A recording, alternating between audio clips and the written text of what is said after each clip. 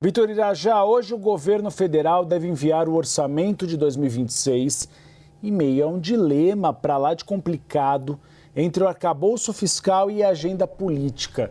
Conta qual é a expectativa, Irajá, se realmente eles vão apresentar uma expectativa de manter o arcabouço fiscal. A gente já viu que o arcabouço fiscal desse ano vai ter muita coisa de fora. Vai ter de fora, por exemplo, o ressarcimento em relação ao INSS. Novas medidas recentes também devem manter fora algumas questões. Mas é a bandeira política de Fernando Haddad e deve ser pelo menos mantida, pelo menos nas aparências, como diz a música Evidências.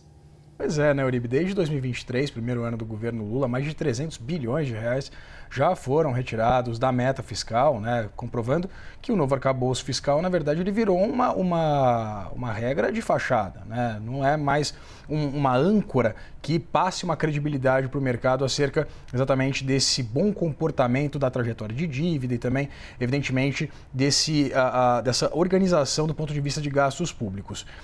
Mas vale um destaque aqui. O orçamento público, ele é basicamente montado, consolidado por dois projetos. O projeto de lei das diretrizes orçamentárias, que já foi apresentado pelo governo, se não me engano, em abril. E, posteriormente, o projeto de lei orçamentária anual, o PLOA. Em abril, quando o governo enviou ao Congresso Nacional a PLDO, os técnicos admitiram um déficit de 118 bilhões de reais nas contas para esse ano.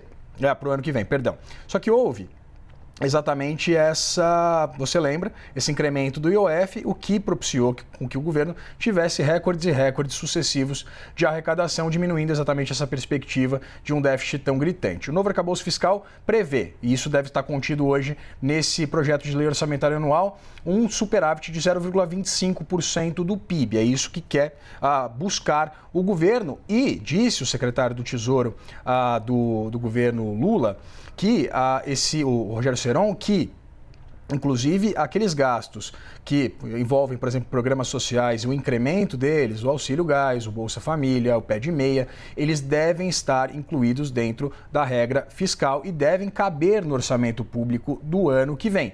Agora, o grande desafio é esse, né, Uribe? Fazer caber todos os projetos que, evidentemente, historicamente, a gente tem, independentemente de governo, de um incremento do ponto de vista de políticas sociais em ano eleitoral, com essa busca, né, incessante pela reeleição, por exemplo, que o governo busque um mecanismo de ter mais incremento de gastos. Porque o novo arcabouço fiscal, ele prevê um aumento real, por exemplo, nos orçamentos da saúde e da educação, independentemente desse resultado primário.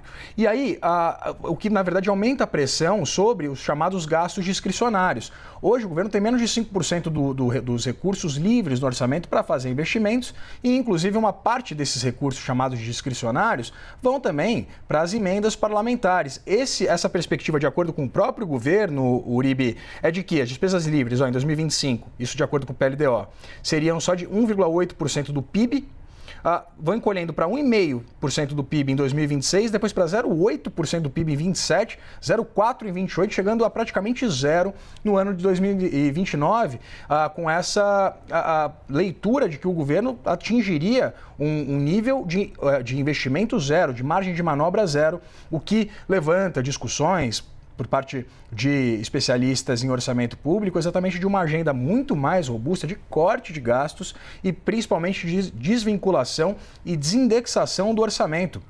Isso porque muitos gastos, principalmente os previdenciários, a gente tem visto, por exemplo, o secretário executivo do próprio Ministério da Fazenda, o Dario Durigan, atacando em cheio a preocupação acerca, por exemplo, do pagamento e do crescimento da despesa com o benefício de prestação continuada, até porque há uma discussão bastante premente, Uribe. O governo Lula, ele recompõe, é evidente, isso é uma política de Estado, de governo, recompõe a inflação e concede o aumento real ao salário mínimo todo ano. Agora, o que discute-se é exatamente esse aumento real ao salário mínimo pago também aos benefícios previdenciários, porque, teoricamente, de acordo com alguns especialistas em orçamento público, não houve o aumento da produtividade, que é o que prevê exatamente a regra do arcabouço fiscal, para que esses gastos eles também sejam elevados, e esse dispêndio, por exemplo, em relação ao salário mínimo.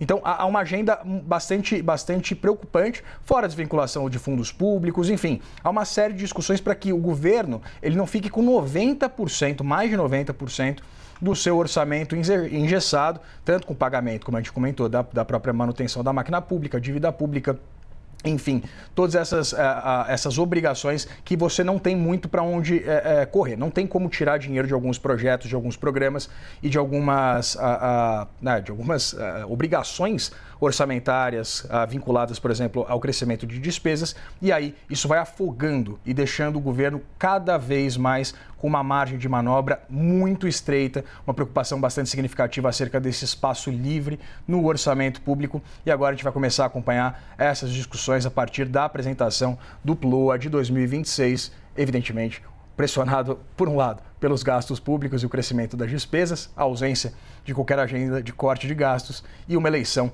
em outubro para acontecer.